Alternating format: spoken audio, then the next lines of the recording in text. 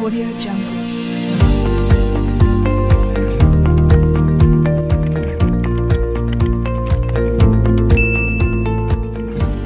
Audio Jungle.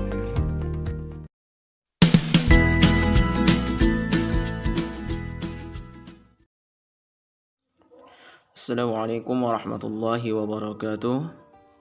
Apa kabar anak-anak ustadz semuanya? Alhamdulillah, hari ini kita melanjutkan kembali pembelajaran kita, yang mana sebelumnya kita telah membahas tentang tanda-tanda balik bagi laki-laki dan perempuan sampai kepada tata cara mandi wajib. Hari ini kita mengulang-ulang kembali pelajaran yang telah lalu dan lebih menjelaskan kembali. Nah, Ustadz, hari ini kita fokuskan pembahasan pada tanda-tanda balik bagi perempuan dan hal-hal yang dilarang dan dibolehkan bagi perempuan yang sedang haid. Tanda-tanda balik bagi perempuan adalah: 1.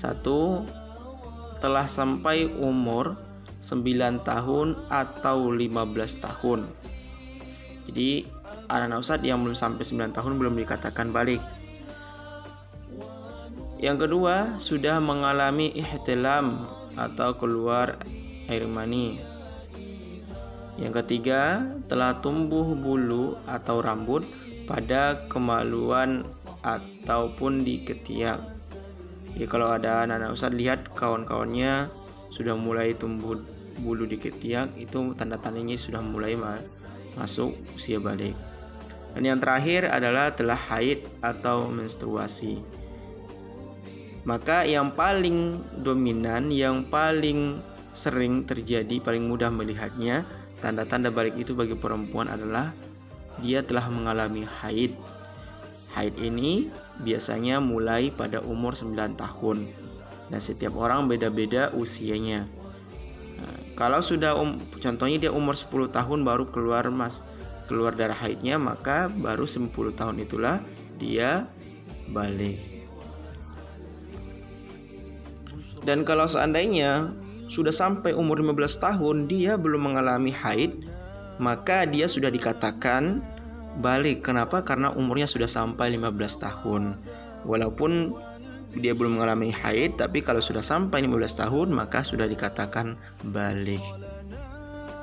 Selanjutnya, hal-hal yang dilarang bagi perempuan yang haid. Jadi kalau ada anak-anak ustadz atau kakaknya nanti yang haid, maka ada hal-hal yang dilarang. Yang pertama, sholat. Dilarang sholat, baik itu sholat wajib yang 5 waktu, zuhur, asar, maghrib, isya, subuh, ataupun sholat-sholat sunnah. Mau sholat duha, mau sholat tahajud, mau sholat rawatib, semuanya tidak dibolehkan.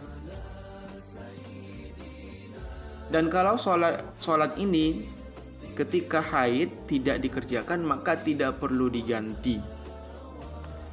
Yang kedua yang dilarang itu adalah puasa, baik itu puasa Ramadan, puasa sunnah, Senin Kamis, puasa Arafah, dan yang lain-lain. Pokoknya namanya puasa dilarang bagi perempuan yang haid.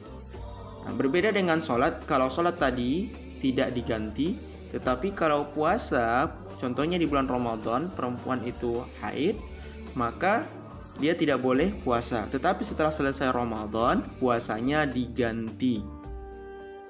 Yang ketiga, dilarang tawaf. Tawaf itu adalah mengelilingi Ka'bah. Orang yang sedang umroh atau haji dan dia haid maka tidak boleh tawaf. Kenapa? Karena tawaf itu, Ka'bah itu berada di Masjidil Haram. Tawaf itu berada di dalam Masjidil Haram. Sedangkan masuk masjid pun tidak dibolehkan. Yang selanjutnya, dilarang menyentuh dan membaca Al-Quran. Anak-anak ustadz, orang yang haid, perempuan yang haid, dia tidak dibolehkan menyentuh Al-Quran. Ada nih mushaf Al-Quran, tidak dibolehkan. Ataupun membaca Al-Quran, tidak diperbolehkan. Kenapa? Karena ini disebutkan dalam Al-Quran, la yamassuhu illal mutahharun. Tidak ada yang menyentuh, tidak diperbolehkan menyentuh Al-Quran kecuali dalam keadaan suci. Yang selanjutnya, yang kelima, yaitu dilarang masuk masjid. perempuan yang sedang haid tidak boleh masuk masjid. Baik itu Masjidil Haram, baik itu masjid biasa, tidak diperbolehkan. Kenapa? Karena dikhawatirkan ketika dia masuk ke masjid, darahnya itu menetes di dalam masjid karena dia sedang dalam keadaan bernajis. Yang selanjutnya, hal-hal yang diperbolehkan bagi perempuan yang sedang haid. Tadi ada yang dilarang, sekarang apa yang boleh dikerjakannya?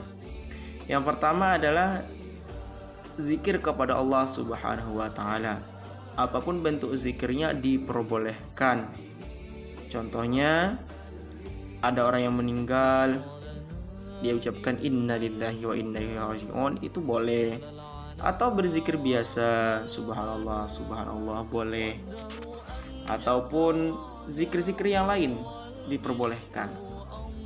Yang kedua, bagi orang yang melaksanakan haji ataupun umroh yang tadi tidak dibolehkan hanya tawaf, maka di sini yang dibolehkan adalah ihram dan wukuf di Arafah boleh. Kenapa? Ihram itu dan wukuf itu tidak harus di dalam Masjidil Haram. Yang ketiga, bagi perempuan yang haid diperbolehkan berdoa kepada Allah. Berdoa kepada Allah terserah mau berdoa seperti apa, diperbolehkan, tidak dilarang. Yang selanjutnya, perempuan yang haid boleh juga belajar ilmu agama. Mau ilmu umum pun boleh. Ilmu agama ini termasuk belajar fikih, belajar akidah, belajar Al-Quran, boleh belajarnya ya. Tetapi kalau membaca Al-Quran tadi tidak diperbolehkan.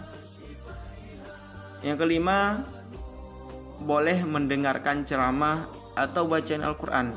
Contohnya ada orang yang ceramah di lapangan, dia ikut mendengarkan, boleh. Atau mendengarkan kawannya membaca Al-Quran, boleh. Yang keenam, dibolehkan menyampaikan kajian atau kegiatan lainnya yang tidak dilarang. Jadi kalau ada perempuan yang haid, boleh dia menyampaikan kajian, tapi bukan di dalam masjid ya. Dan ataupun kegiatan-kegiatan yang lain, contohnya bermain ataupun bertemu dengan temannya, boleh aja, tidak ada larangan.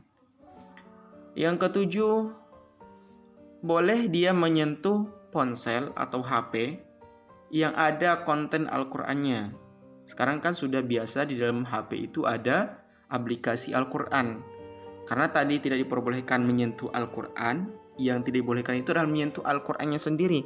Tetapi kalau HP yang ada isinya Al-Qur'an, boleh dipegang HP-nya. Yang terakhir, boleh makan dan minum bersama wanita haid.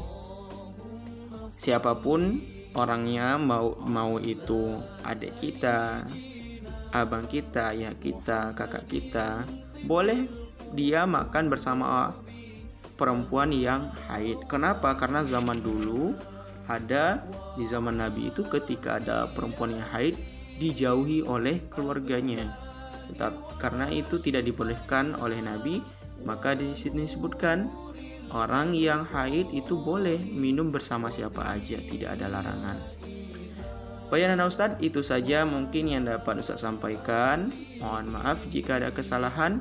Insyaallah kita lanjutkan pada pertemuan berikutnya. Kita tutup dengan doa kafaratul majlis. Subhanakallahumma bihamdika asyhadu an la ilaha illa anta astaghfiruka wa atubu ilaik. Assalamualaikum warahmatullahi wabarakatuh.